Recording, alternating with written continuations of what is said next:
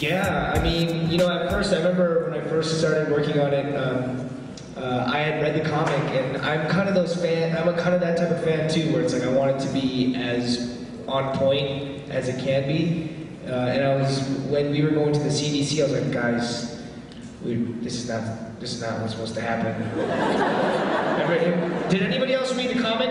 Here, like, yeah. And I was just like, you guys were doing this wrong. We gotta rewrite it. This is not right. And I was kind of worried, but I realized that if you make the story good in itself, it's awesome, because then you get two separate ways. I think at the moments at which people get really upset that original story is kind of maimed and messed up is when they don't even try to tell a brand new awesome story. Instead, they just take familiar ideas and then do crap versions of it. You know what I mean? Like, if you were to like condense something or like extend something and it's just a crappier version of it, but if you make it an awesome version of a brand new thing, then you can't complain because it's still good. So I think it's great that we can offer the television show and the comic, and I hope you guys both enjoy both of those. That was a really long answer.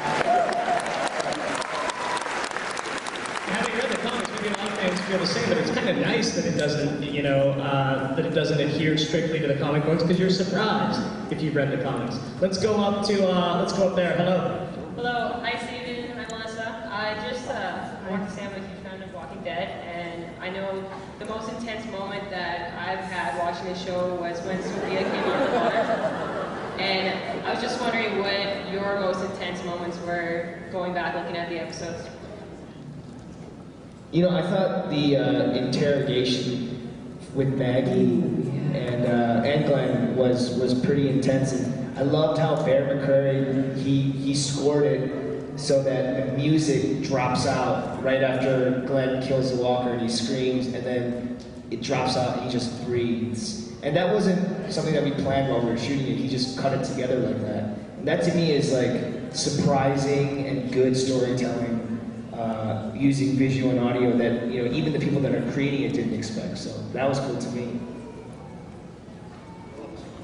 Hello again, on the floor. Hi. So my question for you is, if you had the opportunity to play any other character from the comic book or from the show, who would it be? Carl.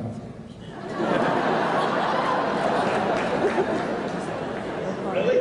Yeah, Carl. Carl has the most upside, and he lives the longest.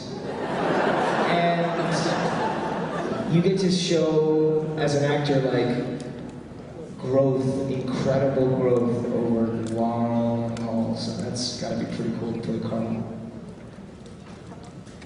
Wow. Daryl Dixon?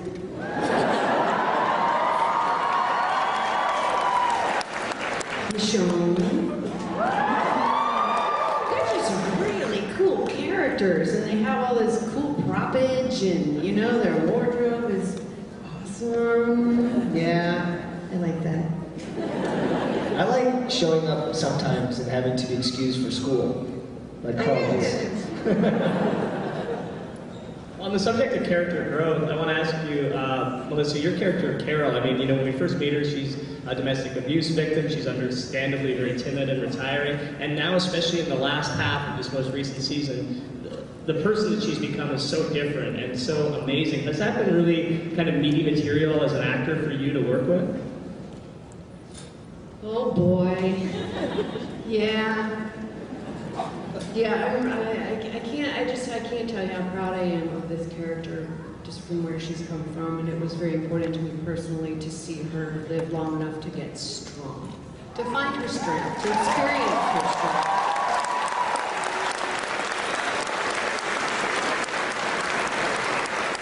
And it's an important issue, if I may take a moment. No, it is, and I think a lot of people know somebody similar to her, having suffered through some sort of domestic abuse, and it's not always just physical, and it doesn't always just happen in a trailer park. No. So anyway, yeah, and I know people like her, and I've gotten a lot of inspiration myself from women who have survived that, and so I love it, yeah. You provided a lot of inspiration. I think we're going there next. Hello. Hey guys, hi. I was just wondering, we're, as an audience member, we're constantly surprised by the characters who are killed off. Which character surprised you guys most?